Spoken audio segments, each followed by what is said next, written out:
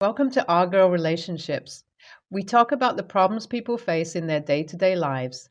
Let's start with the video. I had been married to my wife for 5 years and we had a pretty good life together. We lived in a cozy apartment, had stable jobs, and enjoyed spending time together on the weekends. But my wife had been complaining about being bored lately. She had quit her job a few months ago to pursue a passion project, but it wasn't going as well as she had hoped. She was starting to feel restless and wanted something more to do during the day. That's when I came up with the idea to get her a job at my workplace. I was the manager of a small marketing firm, and I thought it would be a great opportunity for her to meet new people and keep herself occupied during the day. At first, everything seemed to be going well. My wife was excited to start her new job, and I was happy to have her working with me. But things quickly took a turn for the worse. As soon as my wife started working, I noticed a change in her behavior. She became distant and started spending more time with her new colleagues than with me. She would come home late and barely talk to me about her day. I started to feel like something was wrong, but every time I tried to bring it up, she would brush me off and say that everything was fine. I tried to be understanding and give her space, but as the days went by, she became more and more distant. She stopped calling or texting me during the day and would often go out with her colleagues after work without telling me. I started to feel like something was wrong, but every time I tried to bring it up, she would brush me off and say that everything was fine. She would tell me that she was just busy with work and that she needed to focus on her job. But I knew that something wasn't right. My wife had always been open and honest with me, and this sudden change in her behavior was making me worried. One day, I decided to surprise her at work with lunch. I thought it would be a nice way to show her that I supported her new job and wanted to be a part of her life. But when I arrived at her floor, I was surprised to see her laughing and chatting with her male colleagues. She barely acknowledged me and seemed more interested in talking to them than to me.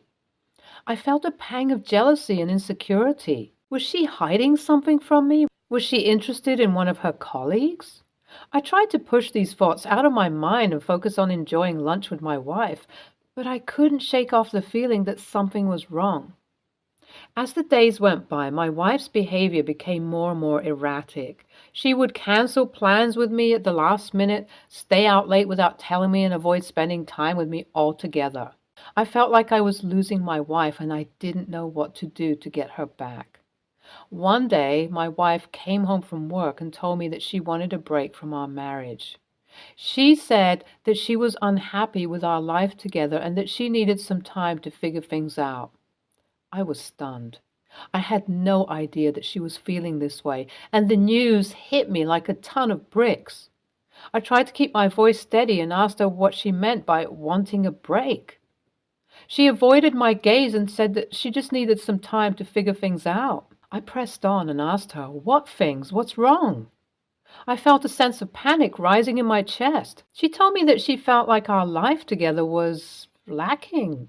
She was choosing her words carefully. She continued by saying that she needed to figure out what she wanted and what made her happy. I was feeling desperate at this point. I told her we could work on that together. I questioned her, "Can't we?" She finally looked at me and replied that she didn't know if that was possible. "I just need some space to figure things out. Please understand." I felt like my world was crumbling around me. My wife, the person I loved more than anything in the world, was asking for a break from our marriage? I couldn't believe it. We talked for a while longer, but it was clear that she had made up her mind. She needed some time to herself, and I couldn't do anything to change her mind. After she went to bed, I sat alone in the living room, feeling lost and alone.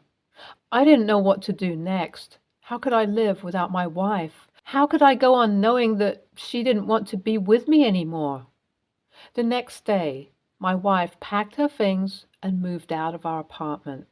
She said she was staying with a friend for a while, but she didn't say who it was or where they were staying. I tried calling her, but she didn't answer. I sent her text messages, but she didn't respond. It was like she had disappeared off the face of the earth. She didn't even show up at work. I felt like I was going crazy. I couldn't eat and I couldn't sleep. All I could think about was my wife and what she was doing. A few days later, I got a call from one of my colleagues at work. He told me that my wife had been seen with another man at a bar near our office. I couldn't believe it. My wife was cheating on me. How could she do this to me? At that moment, I felt a surge of anger and hurt wash over me, but there was nothing I could do about it. I didn't want to think the worst of her, but later I found out that my wife had been having an affair with her boss. I was heartbroken and furious at the same time. I couldn't believe that she had betrayed me in such a way. I sat in my office the next day still reeling from the news about my wife's affair. That's when I got a call from HR. They told me that my wife's boss had been caught stealing confidential information from the company and that my wife was an accessory to the crime. I was shocked and angry all over again. I was going to fire them anyway, but how could my wife have been so foolish as to risk her job and our marriage for some cheap thrill with her boss? As I listened to the HR representative on the phone, I realized that I had a unique opportunity to get some justice for what my wife had done to me. I decided to press charges against her boss and my wife and have them both fired from the company. I took a deep breath and made my way to the conference room where the HR representative was waiting for me. I walked in and saw my wife sitting there with her boss. They both looked up at me, surprised to see me there. They looked nervous and uncomfortable, like they knew they had done something wrong, which they had. I wasted no time getting straight to the point. I told them that I knew everything, that they had been caught stealing information, and that I was the one running the company. My wife's face turned white with shock and embarrassment. She had no idea that her husband was the one who had been in charge of the entire company this whole time. They were surprised to hear this, as my wife had been bragging about her higher-up boss and his power and influence. She had been using her affair with her boss to boost her status and make herself feel better about her life. But now she realized that she had been living in a sad bubble of lies and deceit, and I was very satisfied to burst it. As I pressed charges against them and fired them both on the spot, my wife sat there mortified at her foolishness. She had left her loyal and hard-working husband for a man who was a thief and a cheat. She had given up everything for him, including her marriage and her job, and now she had nothing. I watched with satisfaction as my wife and her affair partner were escorted out of the building by security. It was a bitter moment, but one that gave me a sense of closure. Update 1. A few days after the incident at the office, I received a knock on my door. It was my wife, looking haggard and desperate. She begged me to drop the charges against her and her former boss and to take her back.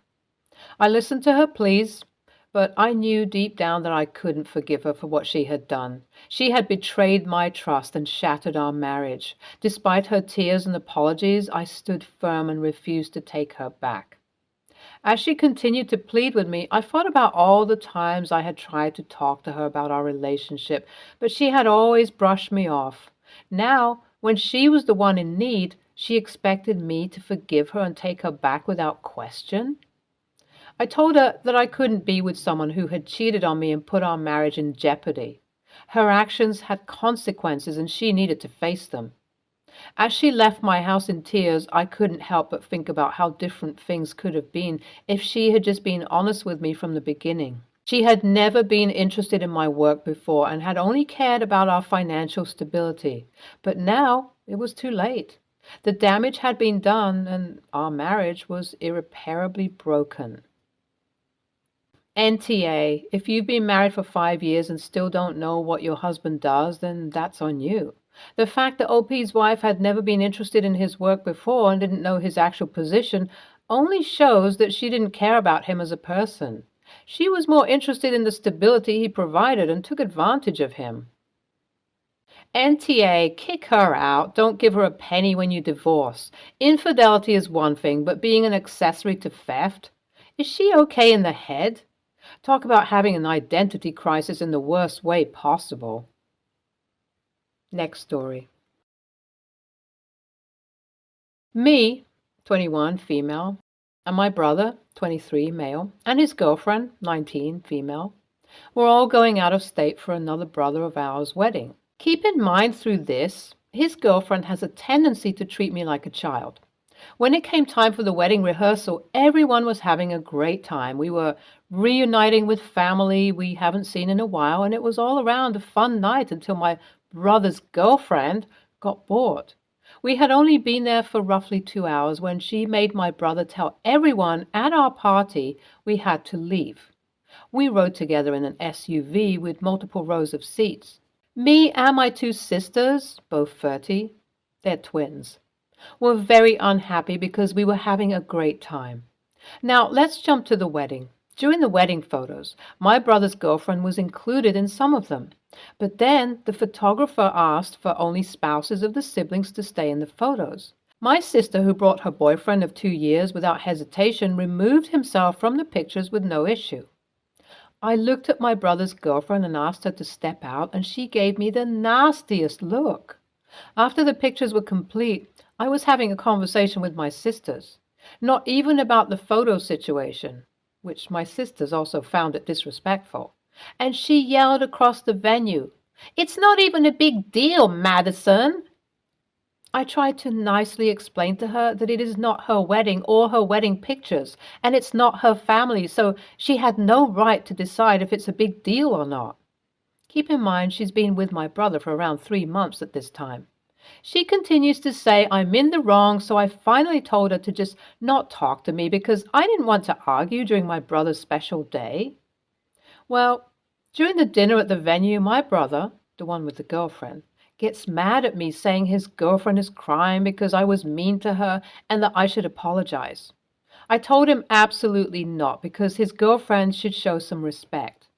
Well, fast forward to the drive home from the wedding, and her and my brother are arguing in the car over a trip they were going on later in the year, and I'm forced to just listen sitting in the back for 6 hours. Finally, I had enough, and I snapped and said, "Can you not argue when me and my parents are right here? We don't want to listen to that."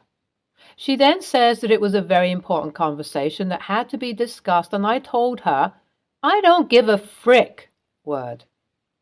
I know this was kind of harsh, but listening to people continuously argue for a long time is a little maddening. She then cried again because I upset her. This all happened a few months ago, and my brother is still mad at me, saying I should apologize to her. But when I tried talking to her about it and make amends, she claims she believes she did nothing wrong the entire trip. I don't believe I should apologize when she was the one to be disrespectful and childish the entire trip. So, AITA? NTA, and this is why others refuse to invite non-serious, non-married relationship partners to weddings, because people like her give them a bad name. Your brother also sucks for damping the wedding and your family by allowing her to misbehave this way. NTA. Wow, the goal. I wouldn't even have put myself forward to be in the professional pictures after 3 months. That's way too short to tell if you're going to be some random decades later when they're looking at them. Although there's always the possibility you might be endgame, I certainly wouldn't have the nerve to refuse to step back for some of them, even if I were invited for 1 or 2. My sympathies if she ends up being in for the long haul. You're going to have your hands full. Next story. I, 16, female, do my makeup in the morning because it's something that forces me out of bed. My brother, 12, male, prefers to shower in the morning. This morning I was in our shared bathroom doing my makeup when he blew up at me saying, "My hygiene is more important than your looks." I don't think he meant to hurt me, but I fired back telling him if he cared so much, maybe he could take a shower at night. He refused and said that he would attract germs to his bed. I offered to help him change his sheets every week so he didn't feel grimy, but he said he had to shower in the morning so he could go to school.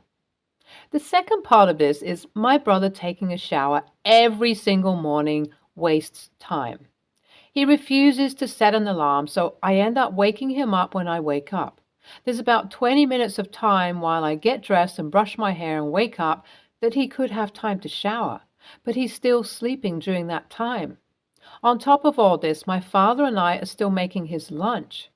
He knows how to make his lunch. He just takes a shower and ends up late for his bus, so he cries because he doesn't have his lunch and he's going to starve. I've tried to explain that there's an hour between when he wakes up and he's supposed to be completely ready. I take up maybe 20 minutes in that hour. I also explained that bathing every day can dry your skin out, so he could do it every other day, and he freaked out, telling me if I do that, I'm disgusting. We have a lot of life stuff going on right now, like my mother recently walking out on us and only seeing us every few months, so my dad says that my brother is processing in his own way.